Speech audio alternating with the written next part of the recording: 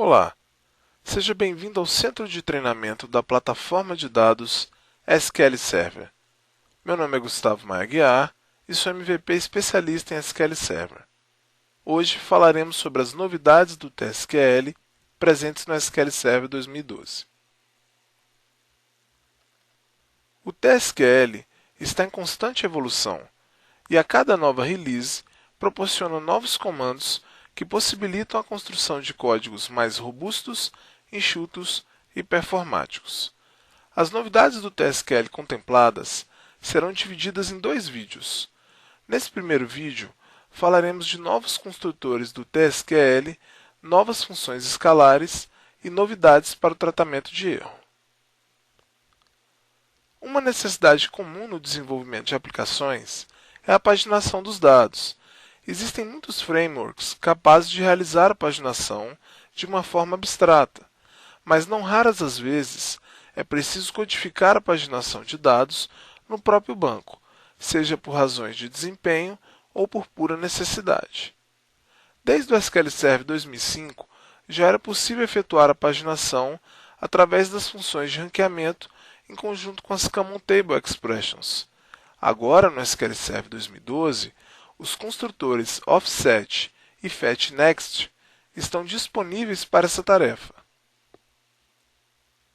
Para demonstrar a paginação de dados nesse vídeo, utilizo como exemplo uma tabela de unidades federativas. Podemos ver que essa tabela possui algumas unidades federativas do Brasil, respeitando a ordem que foram cadastradas, com base na coluna ID. Toda paginação de dados tem como pressuposto a ordenação dos dados por algum critério. Podemos visualizar que a cláusula OrderBy utiliza a sigla UF para a ordenação dos dados e que a função RowNumber também o faz, permitindo a criação de uma coluna com o número da linha, conforme essa ordenação. Evoluindo um pouco mais o raciocínio da consulta do slide anterior, encapsulamos a mesma com o uso de uma Common Table Expression, deixando disponível uma coluna calculada, chamada posição, refletindo assim o resultado da função RowNumber, com base na ordenação dos dados pela sigla da unidade federativa. Utilizando a coluna posição, podemos efetuar um filtro recuperando apenas os dois primeiros registros. Da mesma forma que a coluna posição foi utilizada para filtrar os dois primeiros registros, podemos utilizá-la para filtrar registros intermediários. Nesse exemplo, deseja-se obter o terceiro, o quarto e o quinto registro da tabela, conforme a ordenação por UF. A mesma solução baseada na função RowNumber pode ser utilizada, trocando-se apenas o range de valores desejado. O raciocínio e os exemplos apresentados até aqui foram necessários para compreender que a paginação só faz sentido se uma ordem estiver presente e que a função RowNumber pode nos auxiliar para esse fim. Agora mostramos uma construção alternativa, utilizando-se dos operadores offset e fetchNext. A primeira parte da consulta consiste em uma instrução select simples, onde se recupera as colunas desejadas e em seguida estabelece-se uma ordem pela sigla da unidade federativa contemplada na cláusula OrderBy. O construtor offset0 impõe que não devemos ignorar nenhuma linha no início do resultSet, e o operador fetchNext2Rows faz o trabalho de recuperar apenas as duas primeiras linhas subsequentes. O resultado prático é o retorno da primeira e da segunda linha. Para reforçar o uso desses operadores, vejamos um exemplo um pouco mais complexo. Inicialmente, temos a instrução select e ordenação idênticas ao exemplo anterior. Mas dessa vez, o operador offset possui o valor 2, o que significa que as duas primeiras linhas, respectivamente Acre e Alagoas, devem ser ignoradas. O operador fetchNext3Rows-Only faz com que a consulta considere as próximas três linhas, após as duas primeiras descartadas pelo offset. O resultado prático é que obtivemos a terceira, a quarta e a quinta linha da tabela conforme a ordenação por sigla da unidade federativa. Uma novidade muito esperada no SQL Server é a criação de sequences. As sequences são objetos com funcionalidade semelhante ao identity, ou seja, capazes de produzir uma sequência numérica de forma automática pelo banco de dados. Embora parecidas com o identity, compartilham características e diferenças em relação a essas estruturas. Podemos visualizar aqui o comando para a criação de sequences e seus respectivos parâmetros. Existem várias implicações sobre o uso ou não de determinadas opções, bem como impactos no desempenho. Para tornar mais fácil o entendimento acerca das sequences, faremos uma demonstração da sua utilização e funcionamento. Vamos criar aqui uma tabela de pessoas, com as colunas Pessoa ID, Pessoa Nome, onde Pessoa ID representa a chave primária da tabela Pessoas.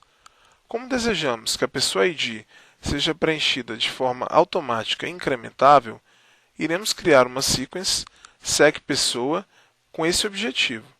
Essa sequence inicia no valor 1, incrementa de 1 em 1 e possui o valor máximo em 10.000.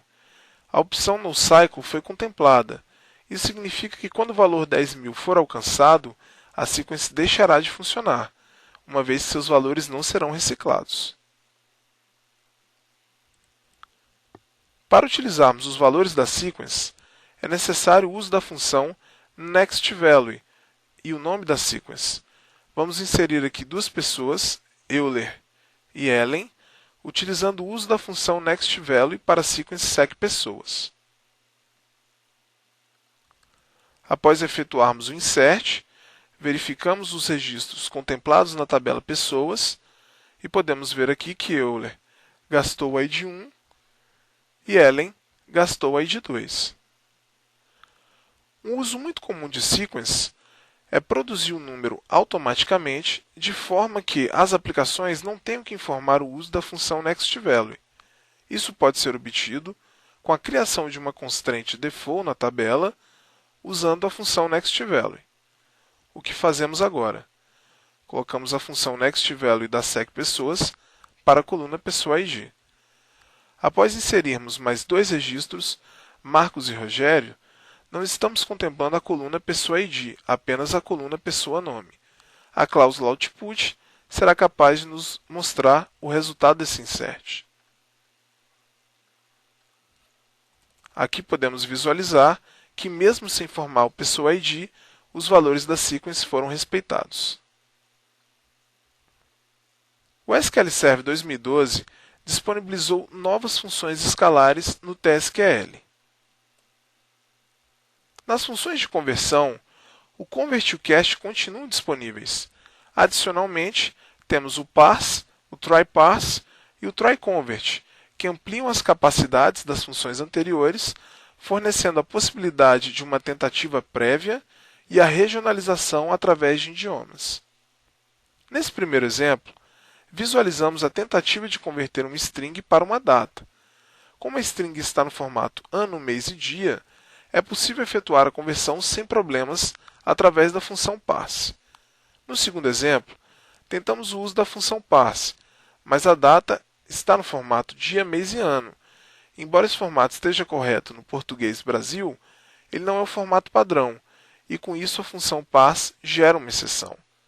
O terceiro exemplo é semelhante ao segundo, mas dessa vez a função parse informa um idioma, o que possibilita a geração de uma data no formato dia, mês e ano, sem a geração de uma exceção. O quarto exemplo converte a string 20,50 para um formato decimal, utilizando o idioma português Brasil. Como nesse idioma há vírgula separador de casas decimais, a conversão é feita sem problemas. No último exemplo, a string 20,50 é passada, mas como o idioma não foi informado e o idioma português não é o padrão, a conversão gera um erro, pois em outros idiomas o ponto e não a vírgula é o separador das casas decimais. O funcionamento da função tryparse é semelhante à função parse, com um comportamento adicional. Se a conversão não puder ser realizada, um valor nulo é retornado. Os exemplos apresentados nesse slide são exatamente os mesmos utilizados com a função parse. E dessa vez, podemos perceber que as construções que antes lançavam uma exceção, agora retornam valores nulos. A função try-convert tem comportamento semelhante à função try-parse, pois conversões mal-sucedidas retornam valores nulos. A função try-convert não permite o uso de um idioma, mas, a exemplo do convert, pode aceitar estilos de formatação pré-definidos, como podemos ver no quarto comando, onde o estilo 103 converte uma data para um formato brasileiro, em dia, mês e ano. O último exemplo mostra uma particularidade. Embora a função try-convert retorne valores nulos quando a conversão é falha, uma vez que a conversão de uma data para um tipo XML não é uma conversão permitida, nesse caso, a função try-convert gera uma exceção. O SQL Server 2012 permite que tipos temporais possam ser montados a partir de suas partes, a exemplo do que já acontece em várias linguagens de programação. Está disponível também a função EOMonth para capturar o último dia de um determinado mês. A função DateFromParts recebe os parâmetros 2012, 4 e 15, e a partir dos mesmos gera a data 15 de abril de 2012. De forma análoga, o comando TimeFromParts recebe a hora, os minutos, os segundos, os milissegundos e o valor 2, que representa a precisão após os segundos.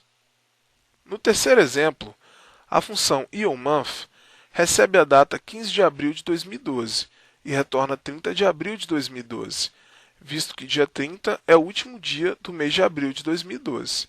É possível adicionar uma quantidade de meses como parâmetro para essa função. Quando colocamos o valor 3 após a data 15 de abril, ao invés da função retornar o último dia do mês de abril, ela retorna o último dia do mês de julho, uma vez que a diferença em meses entre abril e julho é igual a 3. O SQL Server 2012 incorporou algumas das funções lógicas presentes em outros produtos, como Excel, Access e o Analysis Services. A função choose escolhe um valor com base em uma posição e uma lista de valores. A função if avalia uma condição retornando a primeira expressão se a condição for verdadeira, ou a segunda expressão se a condição for falsa ou desconhecida. A função choose recebe aqui o valor 3 e em seguida 3 strings. O seu retorno será a string ABR, pois o primeiro parâmetro 3 informa que o terceiro parâmetro subsequente deve ser retornado, que nesse caso é a string ABR. O uso da função if avalia a comparação entre duas variáveis. Como a variável @us é menor que a variável @limite, a expressão if é, portanto, verdadeira. O valor retornado pela função é a string bom. Se a expressão fosse falsa, o valor retornado seria a string ruim. Desde as versões mais antigas, o SQL Server concentrava na função convert um conjunto de formatações pré-definidas. O SQL Server 2012 ampliou as possibilidades de formatação. Agora temos o uso da função format, que permite estabelecer diversas máscaras para formatar um determinado resultado.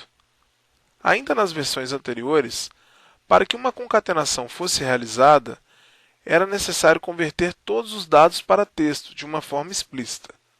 Com o uso da função concat, é possível apenas especificar os valores, e a função se encarrega de fazer as conversões necessárias e posteriormente concatenar os valores.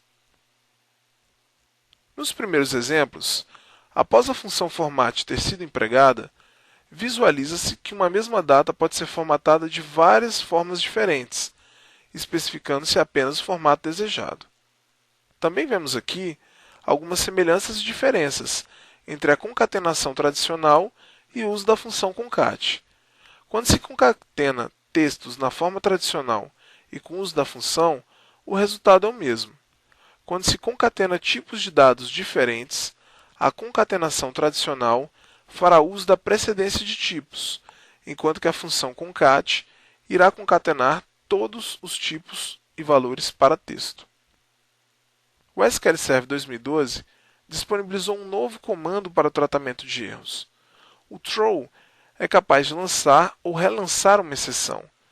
Embora isso fosse possível de ser feito com o comando raseError, o throw guarda diversas diferenças em relação a esse comando. Apresento no quadro algumas das principais diferenças entre o throw e o raseError. Na primeira ocorrência, o throw possibilitou o lançamento de uma exceção. Tanto o número como a mensagem de erro puderam ser definidos na função, sem a necessidade de uma catalogação prévia. A segunda ocorrência gera um erro de divisão por zero. O comando throw é utilizado sem parâmetros, o que faz com que ele gere exatamente o mesmo erro anterior, ainda que não tenhamos especificado a mensagem de erro. Essa funcionalidade é conhecida como rethrow. Aos que desejarem saber mais sobre as funcionalidades do SQL Server 2012 aqui apresentadas, disponibilizo alguns links de referência para estudo posterior. Você acabou de ver mais um vídeo do Centro de Treinamento da plataforma de dados SQL Server. Meu nome é Gustavo Maia Guiar e hoje falamos sobre as novidades do TSQL para o SQL Server 2012. Muito obrigado!